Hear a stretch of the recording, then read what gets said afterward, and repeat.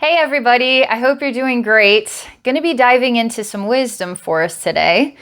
I'm keeping the door open, whatever is going to be the most supportive insight for all of us. So we share some common ground with one another. We know what it's like to be human, right? So something of this insight is going to support you in your individual life, okay? And all the individuals who watch this. So I'm going to close my eyes now. Relax, tune into the universe, and then I'm going to let the echoes come to me, and we're just going to navigate them together and learn some stuff together. So I'm going to relax now, do the thing I said I was going to do. Get in the zone here. I'm kind of nervous. I don't know why I'm kind of nervous to do this. I don't know why. Maybe I'm going to find out something that makes me nervous. I don't know.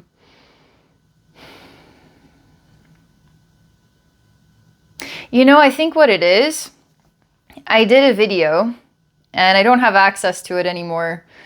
I deleted it off my phone, but I kind of let it go anyway. I did a video to explore the energies right now because we're kind of in a strange time of transformation, okay? We all are witnessing it. We're all experiencing it. It's hard to digest at times. It feels like we're living in a circus sideshow. That's how I interpret it. It's a loss of sanity. Where's the ground that we all stand on with each other? How are we growing together? Or how are we working through whatever this turmoil is? It's like, what is the power of ego in human society? What is the power of ego in every single thing? A concept between self-centeredness and a human being who is of service to others and understanding the power of help others the way that I would want to be helped. But it's not like that. It's not like we have to help each other. But why not? Like, why not be of service to something better in this world that is not just in service of yourself? So you take in the world as an opportunity to make it so beautiful and so fun for everybody. Instead of the world needs to revolve around me, what do I want to get out of this life? I'm the only one that matters. Well, it's how the world feels to me. And I'd made this video and did a journey into it to explore some comfort for all of us who feel this grind and maybe are losing a path inside ourselves to understand what does the future look like, or where are we heading, and how do I make ends meet today even? Because there's people going through unfathomable turmoil and their voices are not being heard, and that's a cruelty. That's an injustice in society. And I feel that the media that's bought and paid for is doing a disservice to the human race by not showcasing what the human race is going through genuinely, but becoming more like a marketing, advertising, blowing out of proportion what do we not want to like and what do we want to like. So the media now is our new parent, and we are just children to the new parent and do what the new parent says, but the new parent's a bit insane. So the media is kind of insane to me. So where do we seek information from? Social media, each other. But even social media feels disconnected, disjointed, like broken bones. Like me right now making this message, I am here in the chair. I've got my microphone, my tripod, my cell phone. My relationship with you doesn't exist, because it's my relationship with the cell phone. Then my relationship with this experience that I have, then I share through my cell phone, then gives me the connection with you. But the connection with you is only as authentic as you're just going to get something out of this. And I feel that empty hollowness to it. And it distorts me. And maybe it's a good thing, because if we all start to feel a hollowness in our relationship with our cell phones, we might actually set our cell phones down. Then what kind of business am I going to have, right? I need my cell phone, I need my laptop to be able to provide this experience to the world if the world is reaching out for it, right? I just know in my heart I got to make this message. So anyway, why am I nervous? Well, I did that video and I did not like the message. It did not give me comfort at all. And I felt like it was terrible. Like I was even upset that I took the time and energy to create this message, and then the outcome was this. I was, no, all right, just no. Basically, in a nutshell, what came forward for our comfort, you could say, is a version of the future. Is it going to be this way? I mean, there's a lot of versions of the future, so I don't know how it's going to all pan out.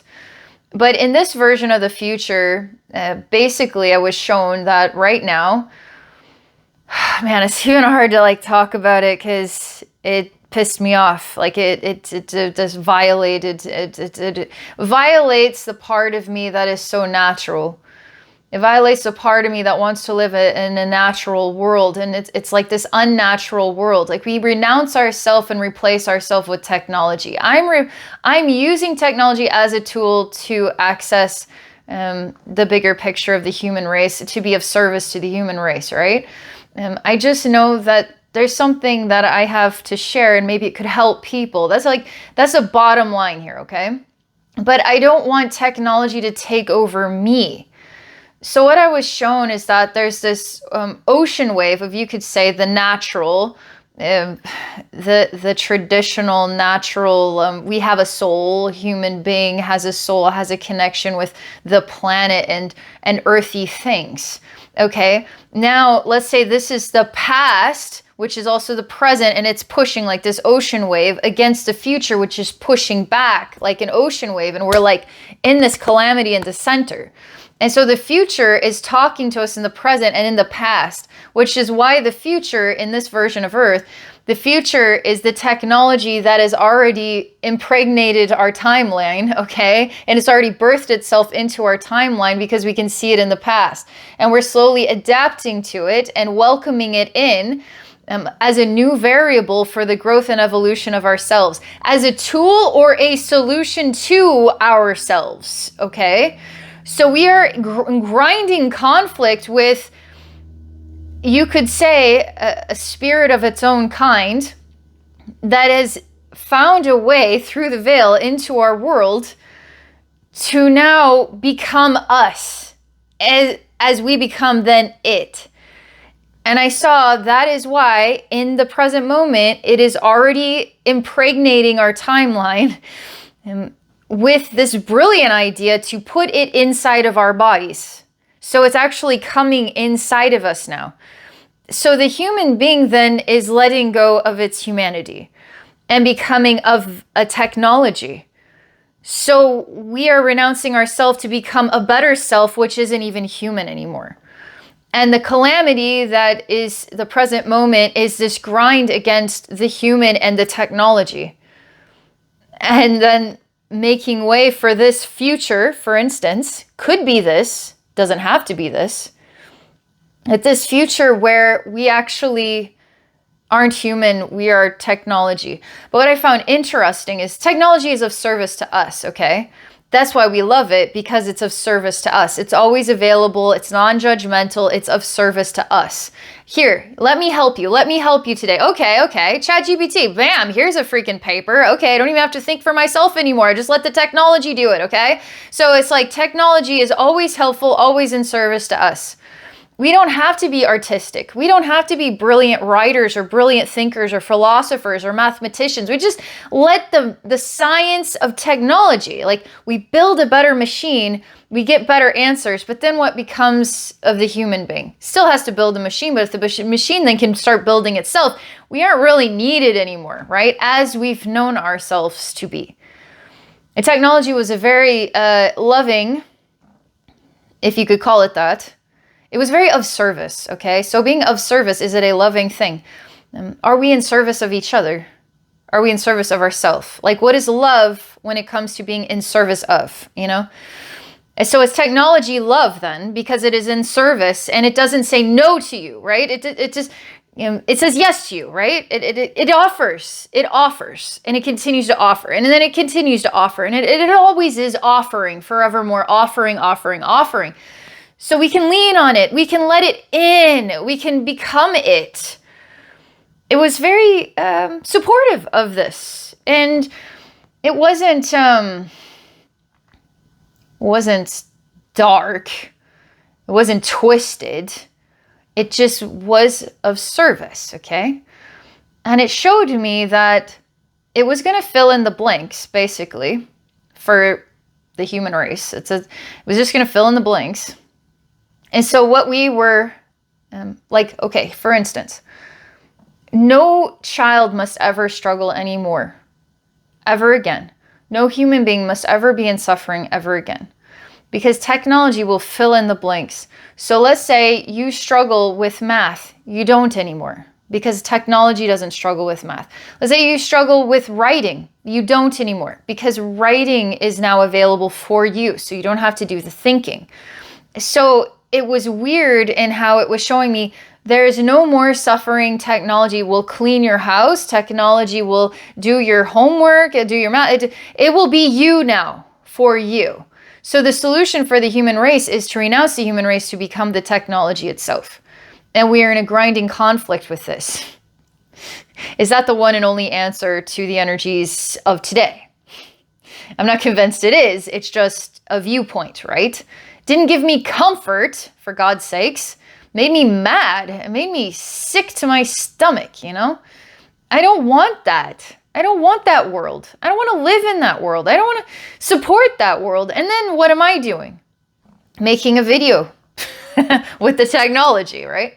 I haven't put it into my system quite yet, but I am putting it into my system because the Wi-Fi is put into my system, you know? Like there is information in the very air all the time putting into my system. How many people have a video camera? Where that wasn't even a thing until now. Now we've got to watch. We've got to spy on. We got to see what's going on. We got to double check who's at my door. I don't want to answer the door for some Jehovah Witness or whatever, you know, because that stuff happens. It's like, nope, not answering. I can see with my technological eyeball what's going on out there, okay? So yeah, I was like, I'm not going to share this. And so me being nervous to make a video right now, it's bringing back this hopeless sensation that what if I make a video and then I don't want to share it because I don't like the message? Well, I feel like I'm compiling it much better right now than I did in the journey itself. But anyway, the overall outcome of that was there was no more individuality, and that part of our human conflict is an individuality. It's all it is information for you to think about. Do you feel like human conflict happens from individuality? Like I was on a walk today, and I guess I was talking to myself in a fantasy state where I was actually talking to all you guys. And I was talking about a conflict that I had with myself, which is true, but how sometimes like our greatest weakness is also our strength. And so we're constantly pointing out, we're noticing this struggle within.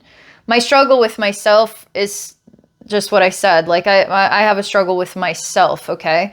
And then I know that as myself, I can't be anybody but me. And I struggle with that too. Just hear me out, all right? I'm actually trying to track. Why was I talking about this? This is important. It will add up. I swear to God. It's all going to come together. I swear to God. All right. So this was, individuality and a future where we allow the technology in, and then it eradicates individuality, and then it takes away the suffering of having to actually live life. So there's no challenge, but I feel like the greatest suffering is when there isn't any challenge. I find it kind of strange that we want to live a life that we do nothing, as though that's like a good feeling. I don't necessarily, I feel like when life is peaceful, I find there's a bit of agony to it because I don't I don't really know what to do with this because I'm like a train. I'm always like chugga-choo-chooing. And so when the train reaches the station and I'm just sitting there and there's no passengers getting on, I'm just sitting there. That's what it feels like to me. I'm not going anywhere. I'm not doing anything. I'm not in service. I'm just like in this place of stillness. I'm fine being in a place of stillness. I'm also fine being in a place of action. But when I'm in stillness, where action just isn't filling in my experience at this time because it just isn't simply meant to right now, I'm supposed to kind of fester in this peacefulness or something. I just feel inactive. So is stillness a wonderful place to be? I think even in stillness, in peace, are you truly peaceful? Because you're always navigating something new to think about, to feel, to explore, to ask questions of. So if you silence yourself entirely, you might as well just truncate being human and just be a soul. So what's the point of being here? You know, if you want peace, then you don't come here. You come here to have this like conflict between, how dare you impregnate my past with your filthy technology? Now I have a challenge, but my life is here in this chair with this cell phone talking. All right, back up to my walk thing I was trying to tell you. It was an important message. I felt like it was something I needed to identify for all of you, the value of individuality. And one of the things that I don't like, here I am on YouTube. There's always a strategy about things. Like, and you want to duplicate that strategy. Like when you're in school, you're in math, 1 + 1 = 2, you duplicate the strategy. This is the form of math that we all had adopted. This is what we adhere to. This is what works. We have 1 apple, we have 1 banana. How many pieces of fruit do we have? 2. Okay, that's simple. That's how it works. So we can all agree that there's something to this math thing. 1 + 1 definitely = 2. Like there's something to it. Okay. Now you aren't 1 + 1 = 2. And maybe in some ways you are, but even your 1 + 1 = 2 today is going to be a different 1 + 1 = 2 tomorrow. So 1 + 1 = 2 is, I feel great. I'm ready to go. I've got all this energy. 1 + 1 = 2. Okay. Now tomorrow, or maybe next year, 1 + 1 = 2 is, I had an accident. My bones are broken. I'm stuck in bed. And that's my truth. That is my solid 1 + 1 = 2 truth. Okay. So we're always changing in our ways. Okay. So our relationship with ourselves, with our life, with our giving, with our experiences are always molding and shaping. They're not just stuck in place. They're not just forever, just 1 + 1 = 2 forever. Okay, that is, I guess, technology's solution to the human is to make us 1 + 1 = 2. So that will always make sense. Life will always make sense. Everybody will be the same. Replace individuality with the same, robot. It's just the same, So YouTube, I'm always in conflict with this whole concept of creating the best thumbnail. I am so sick of creating thumbnails. I'm just sick of it. Okay. Cause I feel that it's fun when I want to be creative, but when I don't want to be creative, it's just like this task. And I'm like, okay, so the best way to make a thumbnail is a reflection of myself. It's some sort of picture that relates to the topic. And here I am talking. Like, what kind of picture is going to relate to this? A robot, maybe? And that doesn't even skim the surface of what this conversation, the experience of what I'm sharing even is. So maybe it's just a picture of myself. So like that, I don't know if a picture of myself is all that like engaging. So there I am self-assessing. I'm assessing this whole thing. And it's like, okay, I'm looking at examples of thumbnails, which there's millions of them, right, on YouTube. This is just like a personal challenge with myself. Okay. And it's like, okay, if I could just duplicate exactly what they're doing, I like that. It's like, I can't duplicate what other people do. I cannot math other people. If I try to be somebody else because I admire that person, I am going to fail miserably. And you know what's interesting? I was recently watching the Steven Universe episode, and in the episode, you know, Steven and these other gems, they have a task to do over here. So then this is all like I can't remember all their names. Okay, we got like a Peridot and a lapis lazuli and then we have a girl. Okay, so they're trying to be now Steven and Amethyst and Pearl, and they're trying to replay, like they're trying to behave as though they are somebody they're not, okay? But they're trying to do it like they would do it, okay? But they can only do it like themselves would do it. Like I can only do it like Abbey would do it, because I can't conceivably be anybody but me. I can't do it.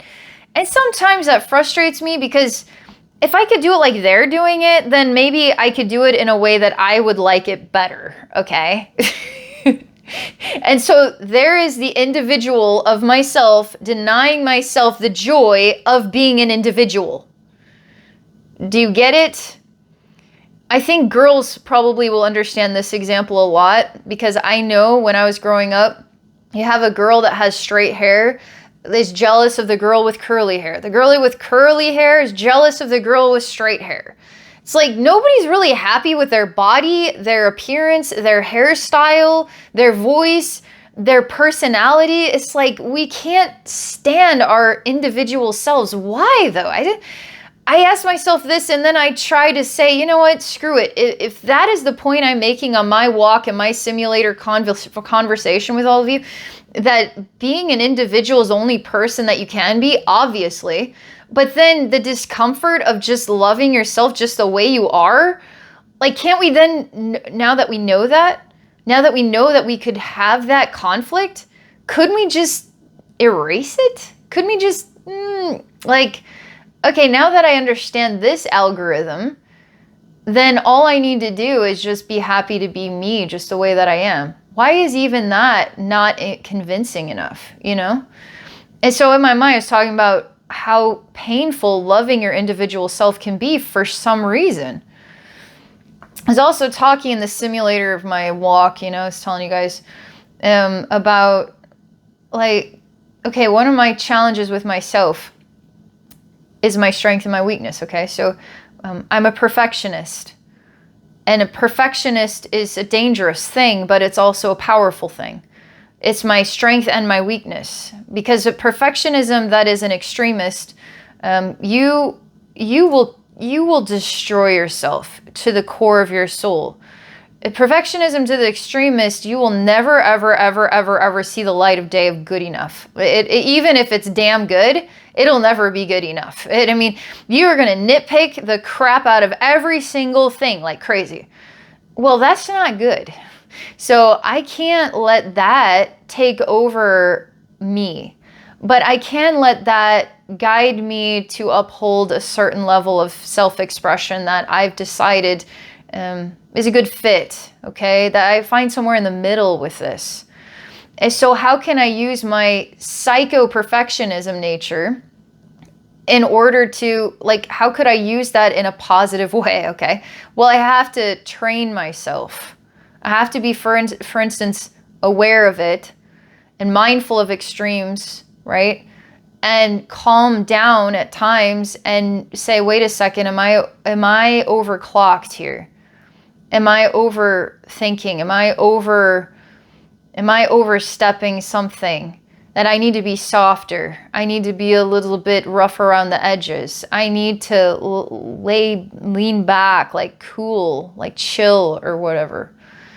So I think being a perfectionist has helped me, for instance, run my own business, because I have to uphold a schedule. Like I have to do everything. Like I have to be my own accountant, my administrative assistant, my thumbnail creator, this person here that I have to be here for all of you. I gotta be everything. I've got to maintain like a lot of avenues of responsibility here. I'm like Jean-Luc Picard running the entire enterprise all by myself. So I have to be many parts of myself come together as their strongest, most balanced versions. And I don't feel that way every day. I'm like, the administrative assistant comes in, just doesn't want to be grounded today, doesn't want to do it. But the healer in me is like all gung-ho. So I have to balance out all the parts of me in order to be my best, well-shaped, whole, balanced self. And so there's a strength to being able to do that. A leadership, an accountability strength, a discipline strength.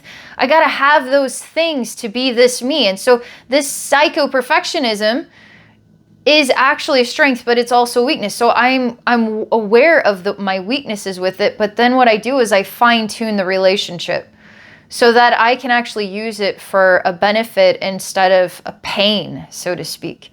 It's taking a lot of years to figure it out. But I guarantee there's something in you too. One of them an idea that came to mind, people who are outspoken. So that is a strength and a weakness, because people who are outspoken, I often admire them because I just want people to say it. Whatever it is, just say it, right? And so people are outspoken. They're like, I'll be there like, holy crap, they just said that? Oh, that's awesome. You know, I'm like one of those secret like listeners, like, wow, I'm really loving this. You know, and I like admire people, but I know people who are outspoken actually then have to go within and they start to say things like, oh, I should have kept my mouth shut. Oh, I should have been better with my words. They didn't deserve that. Now I can't live with myself for multiple days because I basically ripped them apart, and now I'm living with the reality that I just hurt that person.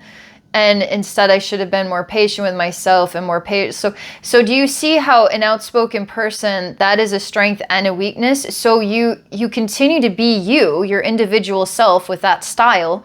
But then through your experiences, you start to learn how to strengthen the weakness side and somehow meet it all in the middle to become the best representation of that version, of that outspoken person or that perfectionist person, right? Or whatever your thing is. I was even thinking about, and I wish I would have looked this up. I wasn't planning on, I guess, having this conversation with all of you, but there's a comedian, and I really like this comedian, and I just cannot think of his name. When I see him in my mind, my brain says his name is John Panini. He talks about paninis, but his name is not John Panini. But I don't even think his first name is John, but maybe it is Panette or something like. It's like a French last name. He's an overweight guy, okay? And he's wonderful. Like, I love his comedy. I just love it. And his weakness, obviously, is he struggled with weight his whole life. And that's what his comedy is based upon, is this struggle, being human, overweight, just navigating, okay? And then the world today, too, and doctors and gluten-free and stuff like that.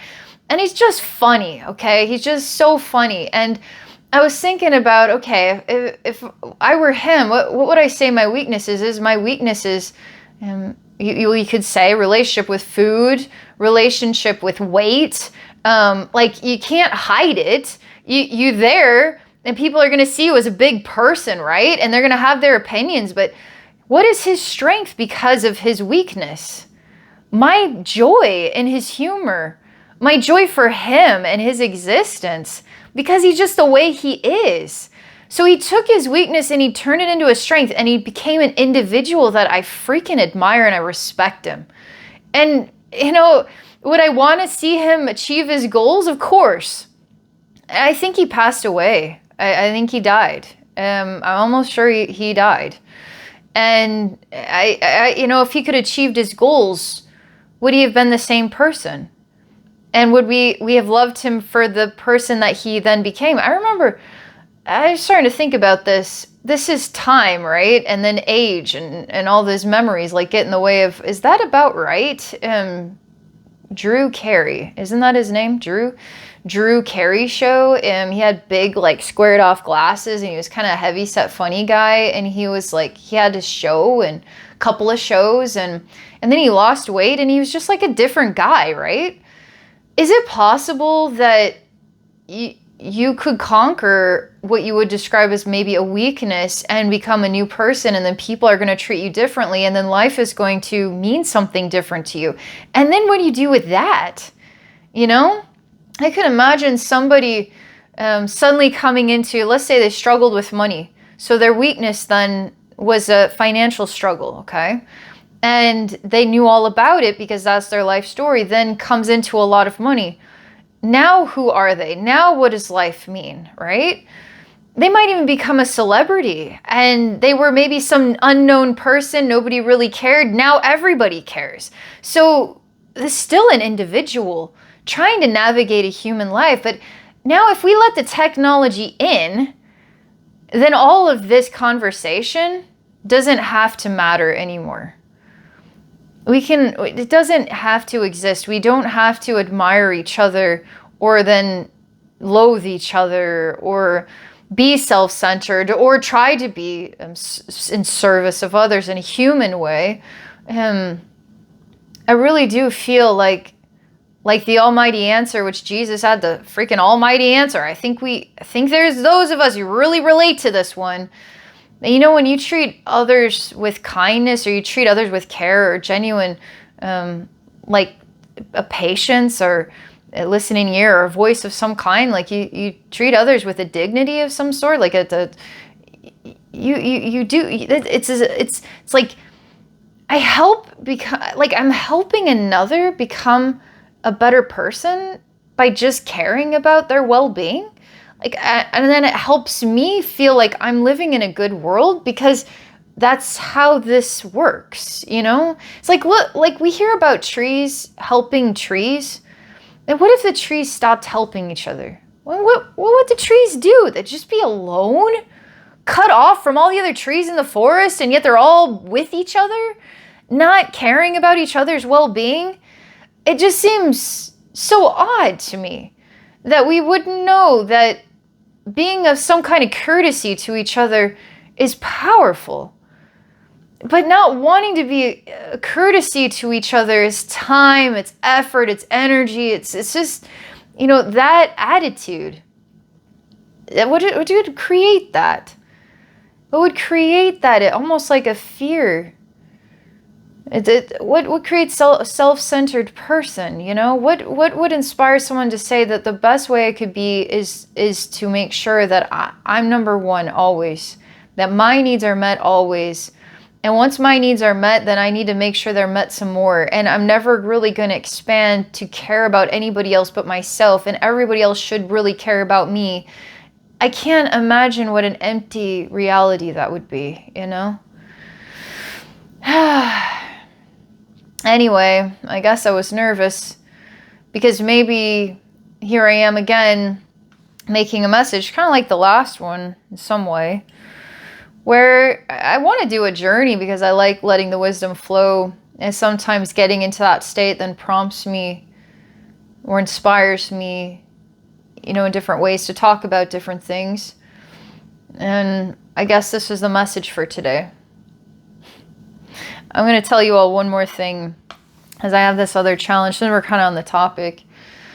I made this video about loneliness, and I listened to this, it was a Shaolin master. I didn't practice that before I made the video, so I really messed that up at the beginning, but it's kind of like, you know, I don't use the word Shaolin very often. It's not like I read this like, I don't, it's like I gotta sound it out. Okay, I know what that is, Shaolin master. Well, there was this conversation between, you know, and this guy brings in a Shaolin master, is talking to him about different things, and I really appreciated it, an opportunity to listen to this man. And he was talking about loneliness. And I felt like this conversation just this conversation about loneliness can go so dang deep. Not just about people. Imagine being that Shaolin master and what an individual you would be as that man. And how many people would truly know or even be able to comprehend you. And so while this man could be surrounded by people and even surrounded by soulmates, there could be a deep loneliness because of the state of the individual that is deeply an individual. And the deeper you dive down that rabbit hole, the more complex you become, and the more avenues for reflection you have access to. And then the more pain you become aware of, and the more I'm telling you, it just expands. So I think that being more of a shallow person, and maybe it simplifies things because there's a fear of going deeper.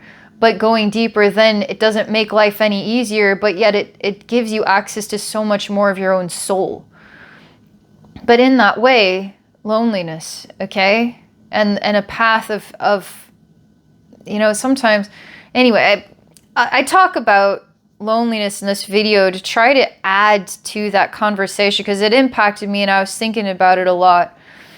And the individual and how I felt loneliness in so many different ways in my own life, even cut off from God is like this agony. And what's God is just some invisible like presence. But when you build a relationship with that presence, it's not invisible anymore. But when you feel the presence come and go, like the wind, it's like summer and then winter, it just things shift and change. There's an agony to it. There's a loneliness to it. But it's more than that. Anyway, it was another video where I was arguing with myself, my perfectionist nature. I can't say everything right all the time, okay? And I was evaluating that video and it's like, man, I think I was over the top. Like, I think I was like wound too tight or something, overstrung, overclocked or something. Like, I could probably make this video again and do a better job. But I was on that walk, like I was saying, and I was telling myself, you know what, maybe I need to just, like, either A, I delete it, or B, I share it. And I made this commitment to one of my patrons who had asked if I'd please just share it. I said, okay, I'll share it. I still haven't been able to share it. I'm going to share this video. But on my walk, I said, okay, if I do a video today, I might actually mention that loneliness video, which would then hold me to it even more. I don't know why I'm so afraid to share it. I feel embarrassed somehow. I don't know why. I don't know why I set the bar so high on this conversation that I feel like this video just doesn't reach it. Maybe I came out as something of a louder version of myself that I've assessed as too loud. I'm not sure. But now I'm going to share it. Told myself that I'll do this. I'll share this and I'll let you guys know in this video. And I would share it on Friday. Sometime on Friday. And then you can find out what kind of thumbnail I create for the video. I'm just like, I'm so sick of thumbnails. I don't know. Because I don't know how to create a thumbnail that's going to even remotely match what any of my conversations are about. Basically, me at the center. This is pretty much the whole experience. Just me sitting in a chair talking. I guess that's probably my best thumbnail moving forward. I've done it many times. I've gone back to that, and then I change it again. I don't know. Anyway, so that's what I have to share today. And I hope you found this video helpful in some way. I hope you enjoyed it. Like, subscribe, share if you think it'll help others. What do you think about technology as the future interacting with the past, the present, then entering into that version of a future? And what do you think about the energies right now? Like, do you feel like the energies right now, like there's a death and then a rebirth? Like, we are entering as a human race the end of a huge cycle and the beginning of another huge cycle? Because I definitely relate to that. It's just I don't know the path, because this big new cycle could be anything, okay? It could be incomprehensibly anything. And I know we all want to believe that the old cycle that's dying is all this like ego, greed, 7 deadly sins kind of stuff, okay? Like all that rancid, materialistic, garbagey advertising, marketing, like imprisoning, lying, torturing, it just, all that is done, okay? Like, I want to say that I believe that. I don't know what to believe right now. I just know, authentically know in all the divine truth of my heart and soul, and I feel strong about this, that we are at the end of something, and that in a big something. We are at the end of a big something, and we are at the beginning of a big new something. This isn't just like a 10-year cycle. This could be huge. I don't know how many years. But what is the new thing? I don't know what the new thing is. I can't tell what the new thing. Obviously, we want the new thing to be something of which I always wanted was an evolution of the heart.